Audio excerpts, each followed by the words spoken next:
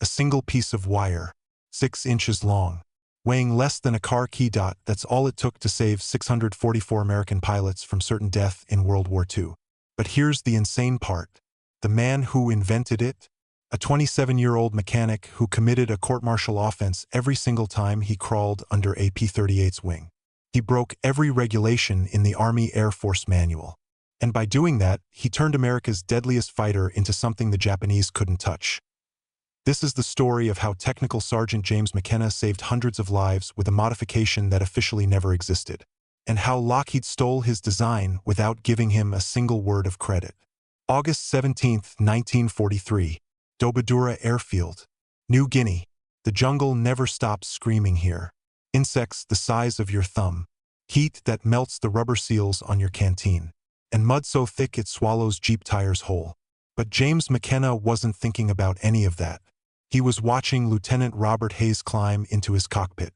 Hayes was 23, farm boy from Iowa. Blonde hair, blue eyes, looked like he should be driving a tractor, not a twin-engine fighter into combat against the most experienced naval aviators on the planet. This would be Hayes's 7th mission. 6 missions, 0 kills, and statistically speaking, he had about 3 more flights before the odds caught up with him. McKenna knew the numbers. Everyone knew the numbers. In the past 8 weeks, the 5th Air Force had hemorrhaged P-38 Lightnings.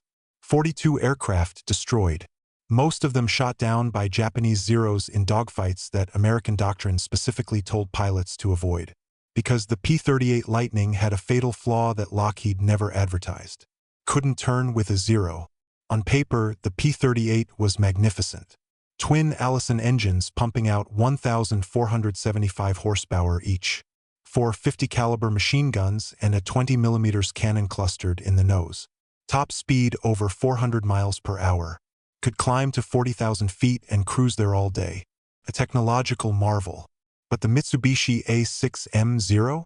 That thing could turn on a dime and give you 9 cents change. The Zero weighed 6,000 pounds fully loaded. The P-38? Over 17,000 pounds. Do the math. Light beats heavy in a turning fight. Every single time. So American tacticians developed a doctrine.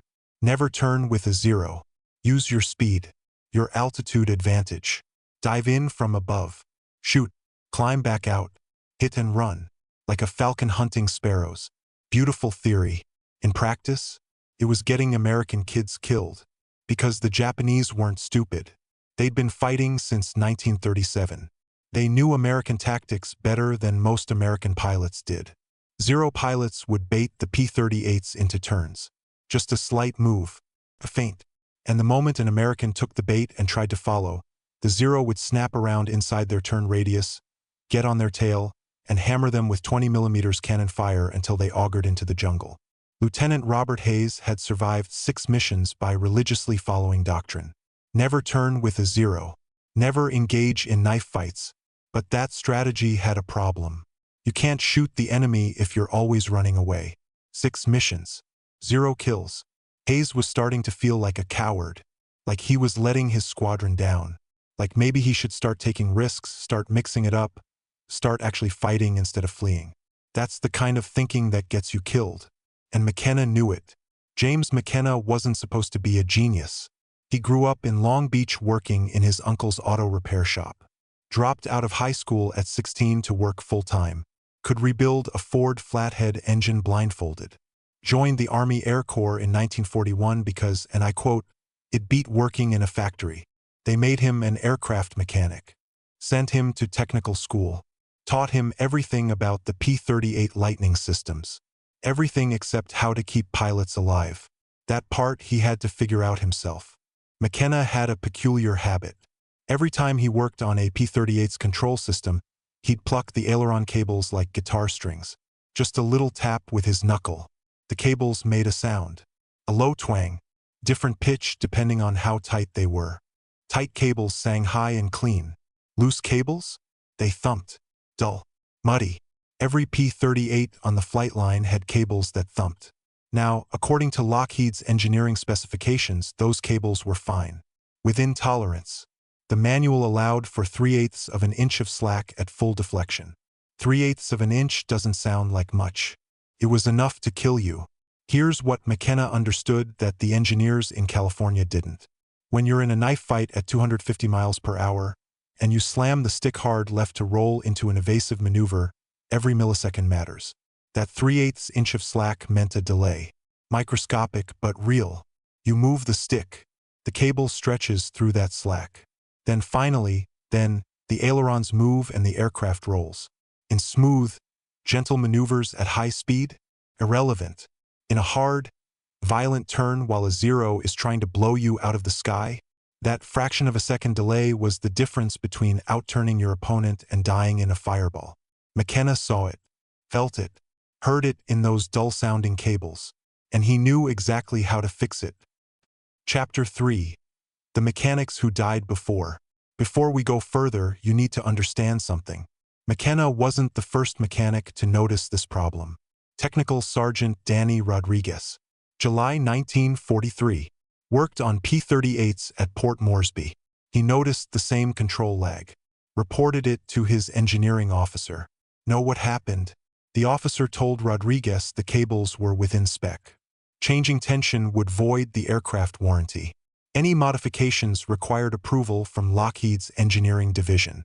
In California, 7,000 miles away, Rodriguez pushed back, argued his case, said pilots were dying because of this. They transferred him to a supply depot in Australia. Then there was Staff Sergeant Thomas Watkins. August 1943.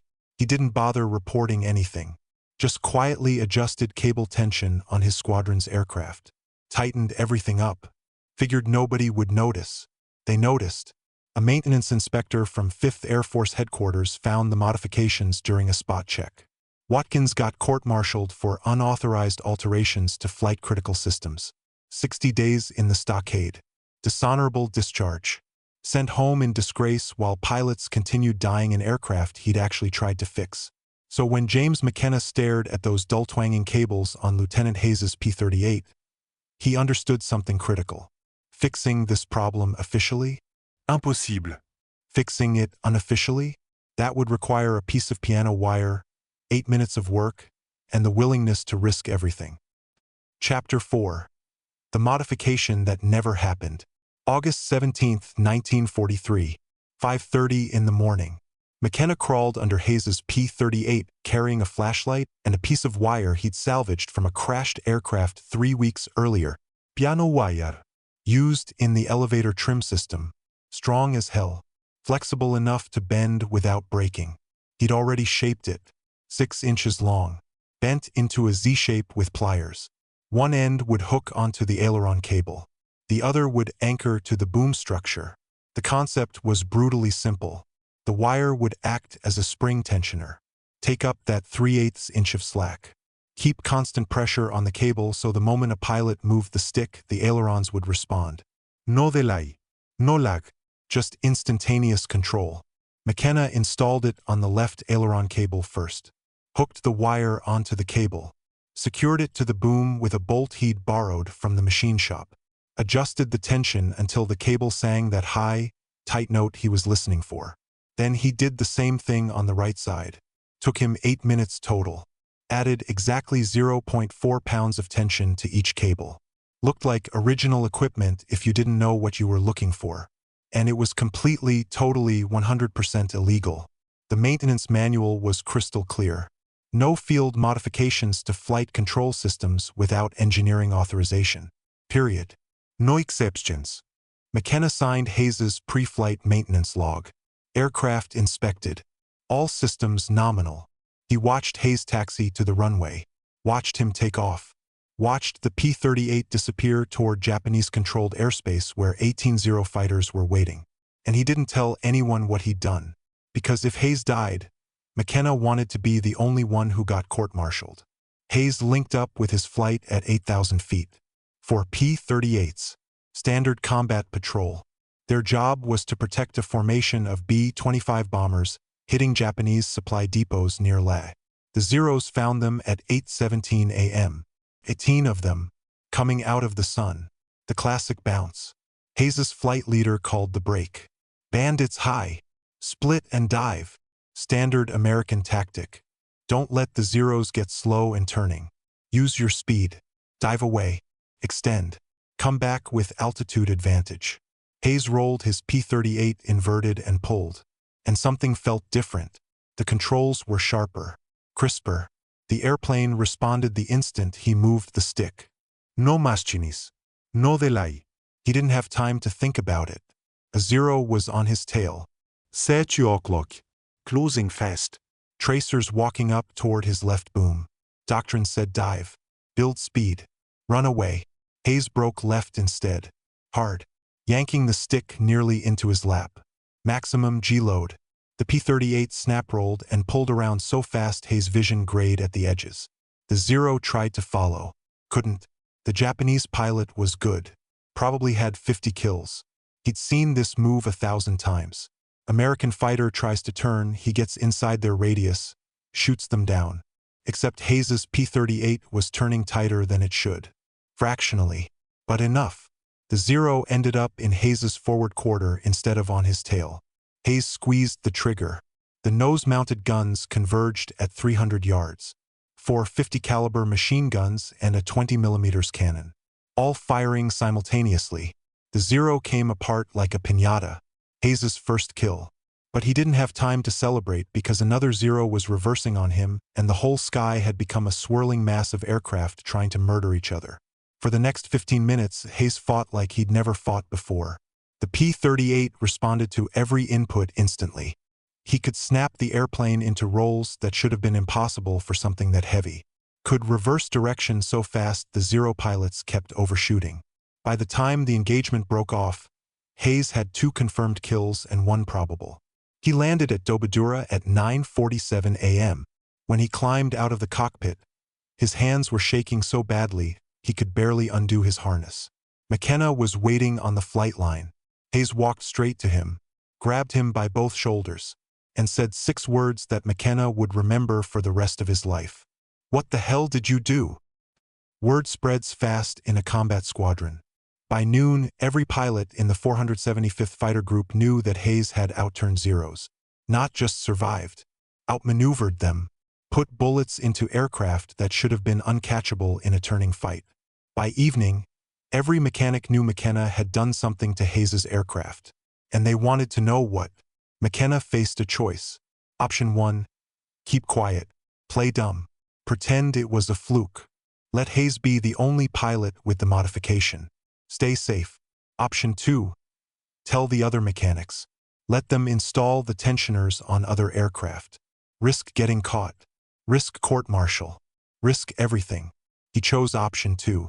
That night, in the sweltering heat of a maintenance hangar, McKenna showed 8 other mechanics how to make the tensioner. How to bend the wire. How to install it. How to adjust the tension so it looked natural. How to hide it in plain sight. He told them the risks. Court-martial.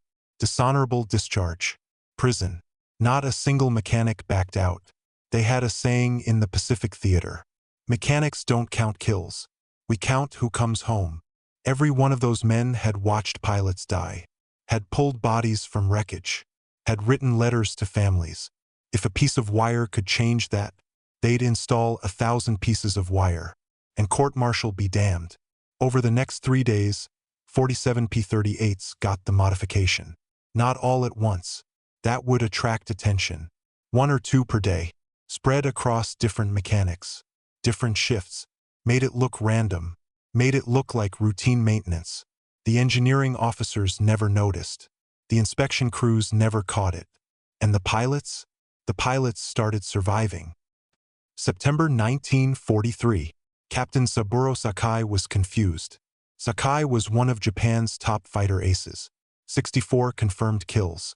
He'd been fighting American pilots since Pearl Harbor. He knew every trick, every tactic, every weakness in American aircraft.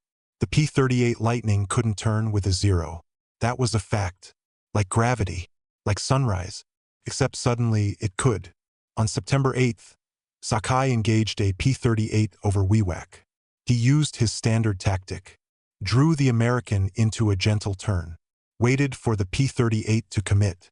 Then snapped his Zero hard back the opposite direction to get inside the American's turning radius and onto his tail. The American reversed with him. Sakai had flown this maneuver 200 times. He knew exactly how fast P-38s could roll. Knew the timing down to the heartbeat. This P-38 rolled faster.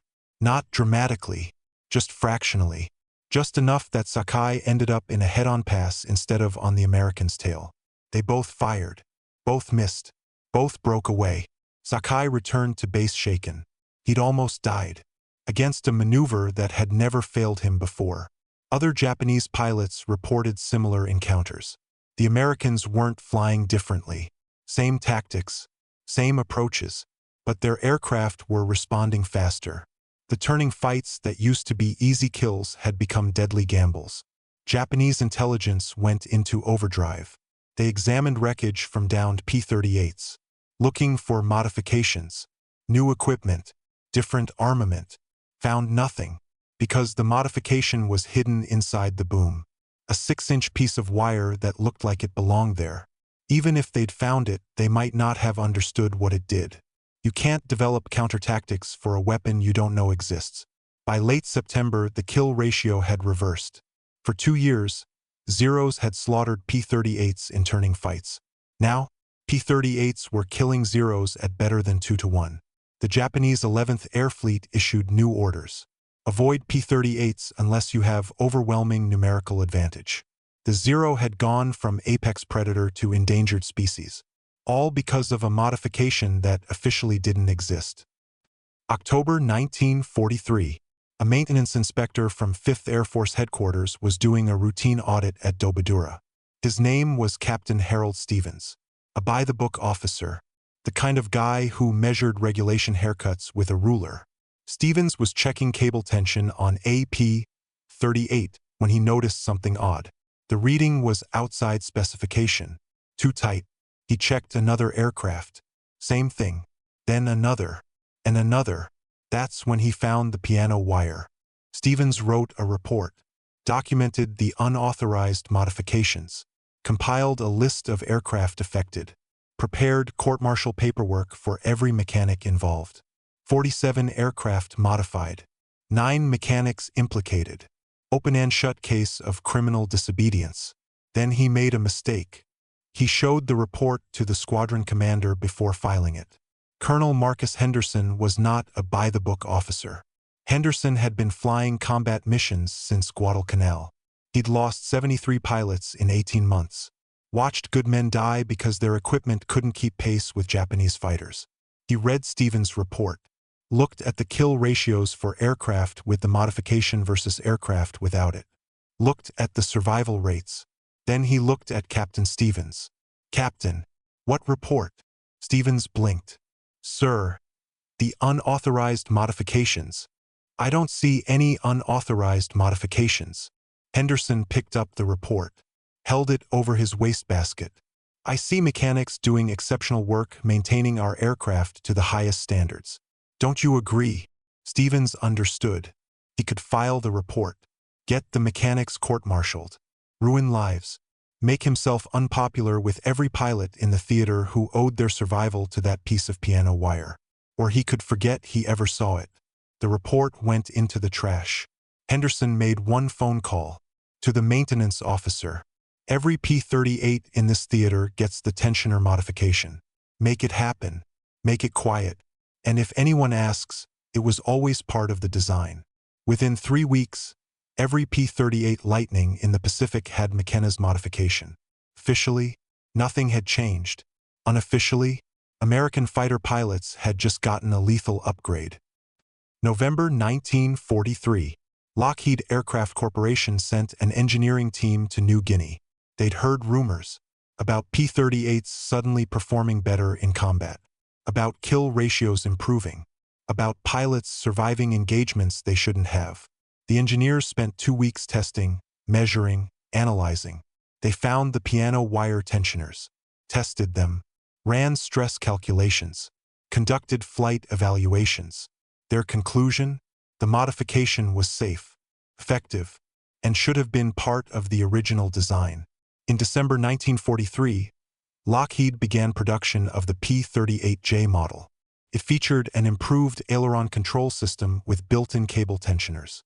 know what those tensioners were based on. McKenna's piano wire design. But you won't find his name in Lockheed's engineering documentation. The official records credit the improvement to ongoing engineering analysis and combat feedback. No mention of a mechanic in New Guinea. No mention of unauthorized modifications.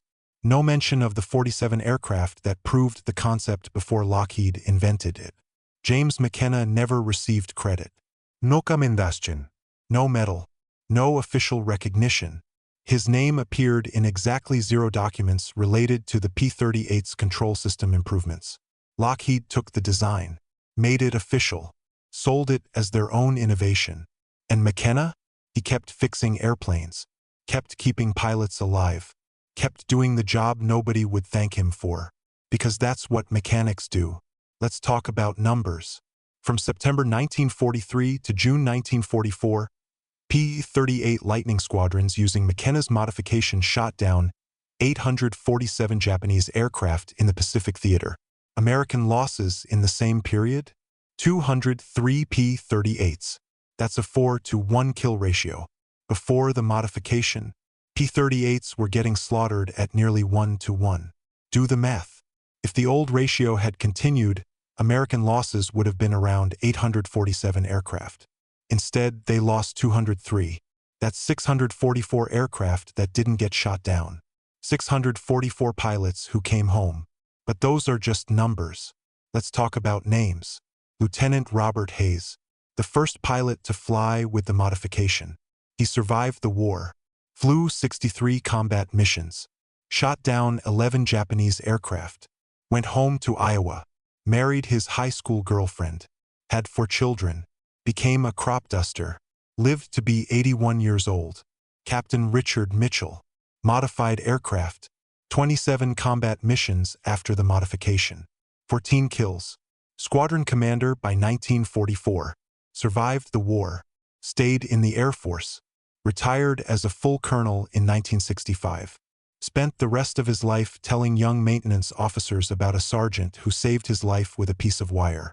First Lieutenant Thomas Garrett, third pilot to get the modification, 12 kills, survived being shot down twice, returned home, became a commercial airline pilot, flew 747s for 30 years. 3 names. 3 pilots who lived long lives because a mechanic broke the rules. Now multiply that by 644. That's 644 fathers who walked their daughters down the aisle. 644 husbands who grew old with their wives. 644 men who got to live instead of dying at 23 in a jungle they'd never heard of before the war. James McKenna saved more American lives than most generals. He just did it with piano wire instead of battle plans. James McKenna mustered out of the Army Air Forces in January 1946. He returned to Long Beach, went back to what he knew, fixing cars. He opened his own garage in 1948. McKenna's Auto Repair. Worked on engines for 42 years. Ford, Chevy, Dodge. Didn't matter. If it had pistons, he could fix it. Never talked much about the war. When people asked, he'd say he was a mechanic in the Pacific.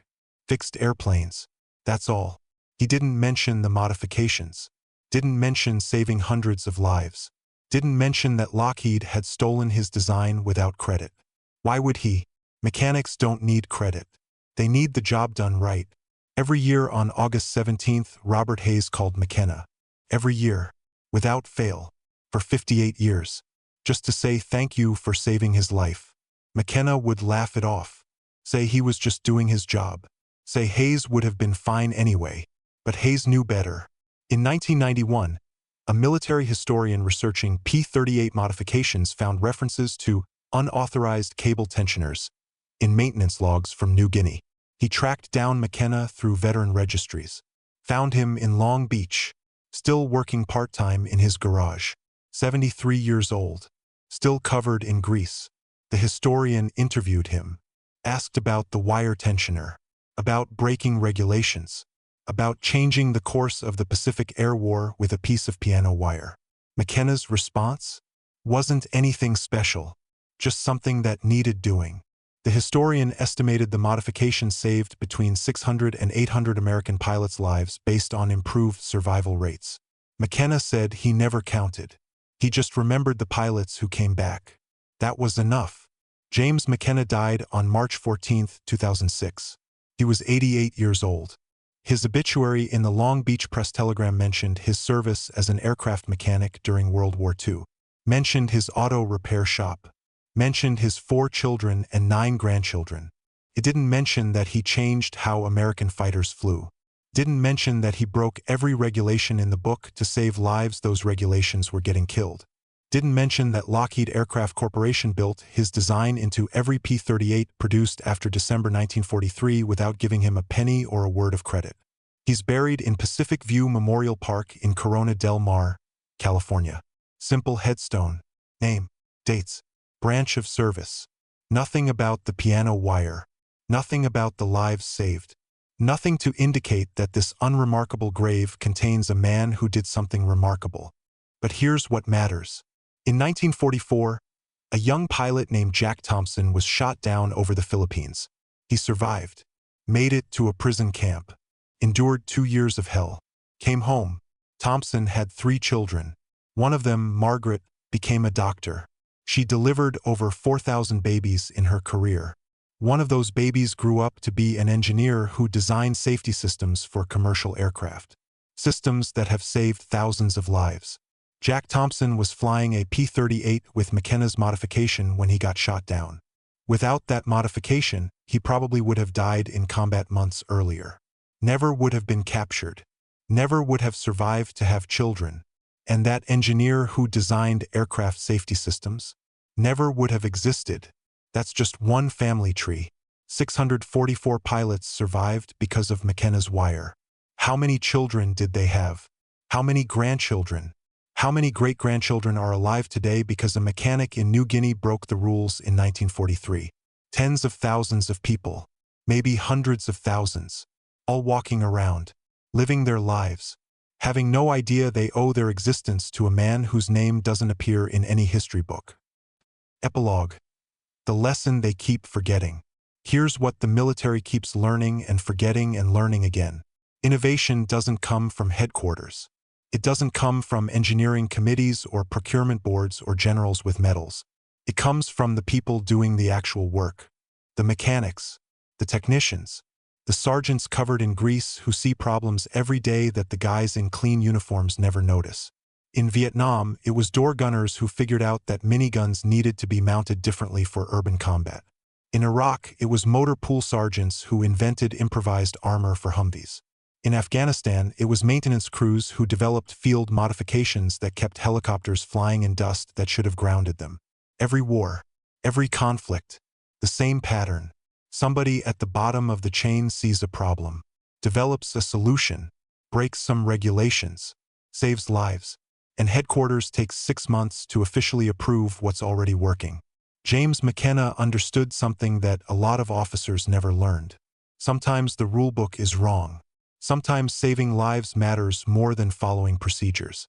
Sometimes the only thing standing between victory and defeat is a mechanic with a piece of wire and the courage to use it.